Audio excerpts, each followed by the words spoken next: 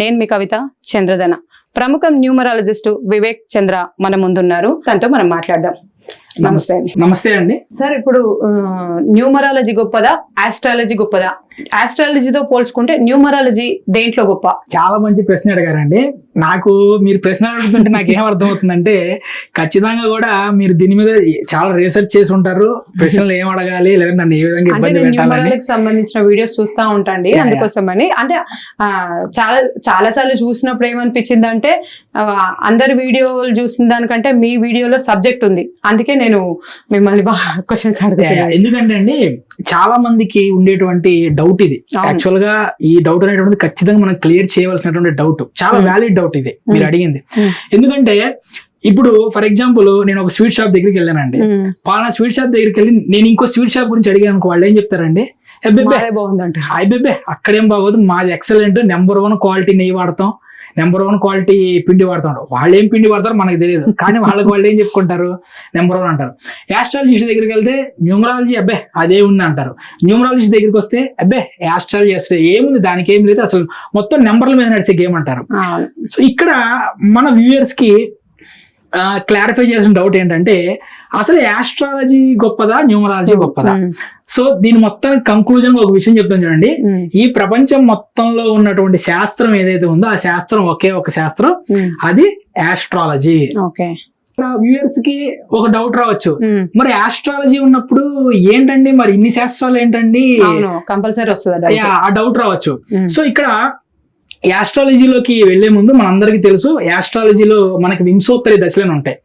వింశోత్తరి దశల ప్రకారం మహాదశ, అంతర్దశ, ప్రత్యంతర దశలు నడుస్తూ ఉంటాయి. దాని ప్రకారం గ్రహాలకు సంబంధించినటువంటి ఏ హౌస్ లోనే చూసుకొని వాళ్ళకి ఏ ఈవెంట్ అనేటువంటిది ఎప్పుడు జరుగుతుంది అనేటువంటిది చెప్తారు. మనందరికీ తెలిసిందే, మన వ్యూయర్స్ కూడా తెలుసు అనమాట. సో కాకపోతే ఇక్కడ వచ్చిన ప్రాబ్లం ఏంటంటే, వింశోత్తరి దశల్లో చెప్పినటువంటి ఈవెంట్స్ ఏవైతే ఉంటాయో ఆ ఈవెంట్స్ అనేటువంటివి +/- 6 months కానీ +/- 1 year కానీ జరగటం మొదలైంది. సో మిగతా వాళ్ళు ఏంటంటే శాస్త్రాన్ని ప్రశ్నించడం మొదలు పెట్టారు. అంటే ప్రశ్నించడం అంటే శాస్త్రం యొక్క మనుగడ అనేటువంటిదే ప్రశ్నార్థకంగా మారిందనమాట. ఆ టైంలో ఆస్ట్రాలజీ నేర్చుకున్నటువంటి ఒక చిన్న వ్యక్తి అనుకోండి, ఒక 20 సంవత్సరాలు 18 సంవత్సరాల కుర్రోడు, ఓకే, నూనూగు మీసాల ఉడుకు రక్తంతో ఉన్నటువంటి కుర్రోళ్ళు. మన ఉడుకు రక్తం ఎట్లా ఉండిద్ది అంటే పబ్జీ ఆడుకునేంత వరకు ఉండిద్ది మన ఉడుకు రక్తం. అతను ఉడుకు రక్తం ఎట్లా ఉండిద్ది అంటే శాస్త్రం ఏంటి నేర్చుకునేటువంటి స్థితిలో ఉంది అనమాట. ఇదే డౌట్ ఆయన అడిగినప్పుడు, ఇప్పుడు మా అబ్బాయి ఉన్నాడండి, మా అబ్బాయి నా దగ్గరికి వచ్చి ఒక విషయం అడిగాడు అనుకోండి, ఆ విషయం నాకు తెలియకపోతే నేనేం చెప్తాను, అది అంతే లేరా, అది అట్లానే ఉండిద్ది అని చెప్తాను. ఇతను వెళ్ళి కూడా అదే అడిగాడు.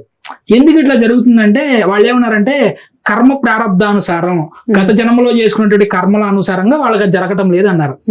ఆ క్వశ్చన్ కి ఇతని మనసు సాటిస్ఫై అవ్వాల. మనందరికీ తెలుసు రీసెర్చ్ అనేటువంటిది ఎలా పుడుతుంది, ఒక విషయం గురించి సాటిస్ఫై అవ్వని దగ్గర రీసెర్చ్ అనేటువంటిది స్టార్ట్ అవుతుంది మనకి. ఆ వ్యక్తి కూడా అట్లానే రీసెర్చ్ స్టార్ట్ చేశాడు. ఎందుకు అనేటువంటిది 23 సంవత్సరాల వయసులో మొదలుపెట్టి 63 సంవత్సరాలు, చూడండి 40 సంవత్సరాలు సుదీర్ఘమైనటువంటి డెడికేషన్ తో, డిటర్మినేషన్ తో ఈ శాస్త్రం మీద ఆయన రీసెర్చ్ చేసి ప్రతి ఈవెంట్ కి సైంటిఫిక్ క్యాలిక్యులేషన్స్ తీసుకొచ్చారు. సో ఆయన పేరే కృష్ణమూర్తి గారు, కృష్ణమూర్తి గురువు గారు. ఓకే, ఆయన తీసుకొచ్చినటువంటి విధానాన్ని కేపీ విధానం అంటే కృష్ణమూర్తి పద్ధతి అంటారు. ఈ కృష్ణమూర్తి పద్ధతిలో ప్రతి ఒక్కటి కూడా ఈవెంట్ కి సైంటిఫిక్ మనకి ఫార్ములాస్ ఉంటాయి అనమాట. ఫర్ ఎగ్జాంపుల్ వివాహం అనేటువంటి తీసుకుందాం అనుకోండి, 6వ భావం మనకి రవి -6వ భావం +7వ భావం, ఈ విధంగా ఫార్ములాస్ ఉంటాయి ప్రతిదానికి. ఆ ఫార్ములాలో మనం చెక్ చేసినప్పుడు ఎప్పుడు జరిగిద్ది ఏమిటి అనేటువంటిది దాంట్లో తెలిసిపోయింది. సో ఇంతవరకు బానే ఉంది. ఇక్కడ ఏమైందంటే ఆస్ట్రాలజీ అయినా కేపీ ఆస్ట్రాలజీ అయినా వీటన్నిటికీ జరగాలి అంటే పూజలతో మనకి లింకప్ అయి ఉండిద్ది అనమాట. సో ఈ 2000 సంవత్సరం వరకు కూడా మీడియా అనేటువంటిది అద్భుతంగా రానప్పుడు ఏంటంటే, న్యూమరాలజీ ఎప్పటి నుంచో ఉంది మనకి, కానీ ఈ మీడియా ఎంత వచ్చిన తర్వాత ఏంటంటే న్యూమరాలజీ యొక్క ప్రవేశం జరిగింది అనమాట. ఈ న్యూమరాలజీలో ఏంటి, ప్రతి ఒక్కటి కూడా నీకు నువ్వు చేసుకోవటం. అంటే ఏంటి, నీ నేము నువ్వు రాసుకుంటా, నీ సిగ్నేచర్ నువ్వు చేసుకుంటా, నీకు మిస్ అయినటువంటి ఎలిమెంట్స్ ఏవైతే ఉన్నాయో ఆ ఎలిమెంట్స్ కి సంబంధించినటువంటి ఆ ఎలిమెంట్స్ ఏ విధంగా నువ్వు తెచ్చుకోవాలనేటువంటిది నువ్వు తెచ్చుకుంటా, ఈ విధంగా సెల్ఫ్ రెమెడీ అనమాట. ఈ విధంగా ఏమైందంటే మనకి యాస్ట్రాలజీ నుంచి కేపీ ఆస్ట్రాలజీ అడ్వాన్స్డ్, ఈ కేపీ ఆస్ట్రాలజీ నుంచి న్యూమరాలజీ అనేటువంటిది అడ్వాన్స్డ్. అంటే ఇది ఏంటిది, ఇక్కడ ఏం జరిగిందంటే ఈ యాస్ట్రాలజీ అనేటువంటిది ఏదైతే ఉందో ఈ యాస్ట్రాలజీకి ఎక్స్టెన్షన్ గా వచ్చినాయి. అంటే యాస్ట్రాలజీ అనేటువంటిది మనం తల్లి వేరు అనుకుంటే ఈ ఉన్నటువంటి న్యూమరాలజీ ఇవన్నీ కూడా మనకి పిల్ల వేరు లాంటివి. ఓకే, పిల్ల వేరుని పట్టుకుని ఎప్పుడు కూడా తల్లి వేరుని ప్రశ్నించడం అనేటువంటిది అవివేకం అండి. ఈ ఒక్క విషయం అయితే మన వాళ్ళు గుర్తుపెట్టుకోవాలన్నమాట. సో ఇటువంటి అద్భుతమైనటువంటి కంటెంట్స్ కోసం ఖచ్చితంగా మీరు మన ఛానల్ సబ్స్క్రైబ్ చేసుకోండి. ఎందుకంటే ఇటువంటి అద్భుతమైన కంటెంట్ ఇక మన ఛానల్ రాబోతుంది. ఇంకొక విషయం చెబుదామండి, ఏంటంటే ఇప్పుడు ఎవరైతే చూస్తున్నారో మీకు సంబంధించినటువంటి డేట్ ఆఫ్ బర్త్ అలానే మీ ఫుల్ నేమ్ అనేటువంటిది సర్నేమ్ అనేటువంటిది మీరు కామెంట్ లో పెట్టారనుకోండి, మనం ఖచ్చితంగా కూడా కొంతమంది లక్కీ వ్యూవర్స్ ని మనం పిక్ చేసుకొని వాళ్ళకి సంబంధించినటువంటి కంప్లీట్ అనాలిసిస్ అనేటువంటిది మన ఛానల్ ద్వారా వాళ్ళకి తెలియజేద్దాము.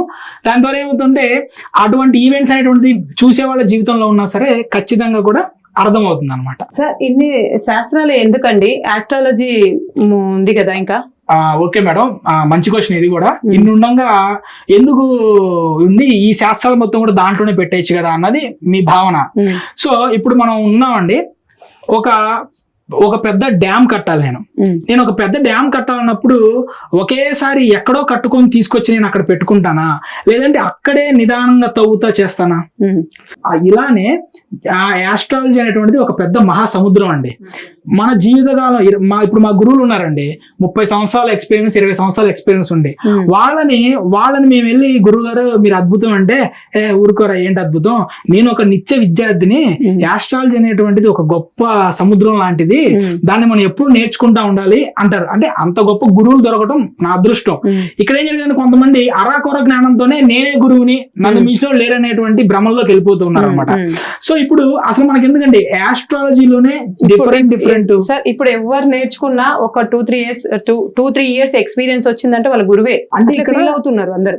అది అక్కడ తప్పండి. గురువు అనేటువంటిది గురువు ఎవరికి వాళ్ళు గురువు అవరండి. నేను గురువు, నేను వివేక్ గురువు అనుకుంటే మాత్రం వివేక్ గురువు అవరండి. గురువుకి దాని ప్రత్యేక స్థానాలు ఉంటాయి. మనకి మనం చెప్పుకున్నంత మాత్రమే గురువు అయిపోతాం అనేటువంటిది, అంటే ఎవరికి చెప్పుకుందాం అది వాళ్ళ అవివేకం అనమాట. సో అవివేకులు మనం వదిలేద్దాం, వాళ్ళ గురించి మనం మాట్లాడటం కూడా చాలా వేస్ట్ అనమాట. సో అసలు ఈ శాస్త్రాలన్నిటికీ ఏంటంటే యాస్ట్రాలజీ అనేటువంటి ఇంత పెద్ద సబ్జెక్ట్ అయ్యేసరికి ప్రతి దాన్ని కూడా డివైడ్ చేశారనమాట. అంతే ఇప్పుడు యాస్ట్రాలజీ ఉంది కదా, కేపీ యాస్ట్రాలజీ వచ్చింది. కేపీ యాస్ట్రాలజీకి అడ్వాన్స్డ్ మెథడ్ గా న్యూమరాలజీ వచ్చింది. ఇదే యాస్ట్రాలజీలో వేదిక్ యాస్ట్రాలజీ అంటారు, పరాశర అంటారు. దీంట్లో భాగంగానే హారరీ సిస్టమ్ అంటారు. ఈ హారరీ సిస్టమ్ లో మళ్ళా ప్రశ్న జ్యోతిష్యం ఉంటుంది. ఈ ప్రశ్న జ్యోతిష్యంలో డిఫరెంట్ టైప్స్ ఆఫ్ జ్యోతిషాలు, డిఫరెంట్ టైప్స్ ఆఫ్ విధానం ప్రకారం ప్రశ్నకి సమాధానం చెప్తా ఉంటారు. అంటే అడిగిన ప్రశ్నను బట్టి ఆ టైం యొక్క రూలింగ్ ప్లానెట్స్ ఏంటి వీటిని క్యాలిక్యులేట్ చేస్తారు. ఇంకొక పద్ధతిలో మీరు అడిగిన ప్రశ్నకి సంబంధించిన క్వశ్చన్ యొక్క లార్డ్ అనేటువంటి వాడు ఏ హౌస్ లో ఉన్నాడు, జరిగిద్దా లేదా అని చూస్తారు. ఇంకొకళ్ళు చంద్రుడు ఎక్కడ ఉన్నాడు దాని ప్రకారం చూస్తారు. ఈ విధంగా వచ్చినాయి. దీంతో పాటు నాడీ జ్యోతిషం అనేటువంటిది ఒకటి వచ్చింది. ఈ నాడి నుంచి మళ్ళీ భృగునంది నాడి వచ్చింది. దాంట్లోనే ఈ నాడిలోనే రాహుకేతు నాడులు అంటారు, నెక్స్ట్ చంద్రనాడు అంటారు, జీవనాడి అంటారు. ఈ నాడులన్నిటికీ ప్రతి శాస్త్రానికి ఇంకొక విషయం ఏంటంటే వాస్తు కూడా యాస్ట్రాలజీలో ఒక పార్టే. వాస్తు కూడా యాస్ట్రాలజీలో ఒక పార్టే. మా గురువు ఒక ఆయన ఉన్నారండి, నాకు సంబంధించినటువంటి నాడీ జ్యోతిషం నాకు నేర్పించిన ఆయన అనమాట. ఆయన ఒక వ్యక్తి యొక్క జాతకాన్ని చూసి వాళ్ళ ఇంట్లో ఏం వాస్తు దోషాలు అనేటువంటి ఇక్కడ కూర్చొని చెప్తాడు. ఆయన పలానా దోషం ఉండిద్ది ఏంటని నాడీ జ్యోతిషం చెప్తారు మీరు. మనకి దాని మీద కూడా అవగాహన ఉందండి. ఇక్కడ విషయం ఏంటంటే యాస్ట్రాలజీ ఒక న్యూమరాలజిస్ట్ అంటేనండి యాస్ట్రాలజీ మీద ఈ బేసిక్ విషయాల మీద ఖచ్చితంగా అవగాహన ఉండాలండి. న్యూమరాలజీ అంటే ఏంటో ఒక నేమ్ తెచ్చినప్పుడు టోటల్ 20లో ఉంది, ఒక 3 యాడ్ చేసి C యాడ్ చేసి 3లోకి తీసుకెళ్ళి 23లో వచ్చి ఇది కాదండి. అది మీరు చేసేది ఏముంది, న్యూమరాలజీ చేసేది యూట్యూబ్ లో చూసిన ప్రతి ఒక్కళ్ళు చేస్తారు. అది కాదు కదా, న్యూమరాలజీకి మిగిలిన శాస్త్రాలకి చాలా శాస్త్రాలు, యంత్రాలకి, మంత్రాలకి, తంత్రాలకి, జ్యోతిష్యానికి, నెక్స్ట్ చక్రాస్ కి, వీటన్నిటి కూడా లింక్ ఉండిద్ది. ఈ లింకులు ఉన్నటువంటి అన్ని శాస్త్రాల మీద అవగాహన కావాలి వచ్చిన వాళ్ళు ఉన్నవాళ్ళు నిజమైన న్యూమరాలజిస్టులు. ఇవంతా ఉన్నదే యాస్ట్రాలజీ అన్నమాట. సో ఇప్పుడు మన వ్యూవర్స్ కూడా అర్థమై ఉంటుంది అసలు యాస్ట్రాలజీ అంటే ఏంటి, ఇన్ని శాస్త్రాలు అనేటువంటివి ఎందుకు వచ్చాయని. అంటే యాస్ట్రాలజీని ఈజీ చేయడం కోసం ఈవెంట్ ప్రకారం డివైడ్ చేసుకుంటే ఇన్ని శాస్త్రాలు అనేటువంటి వచ్చినాయి అనమాట. Okay, thank you sir. Thank you అండి.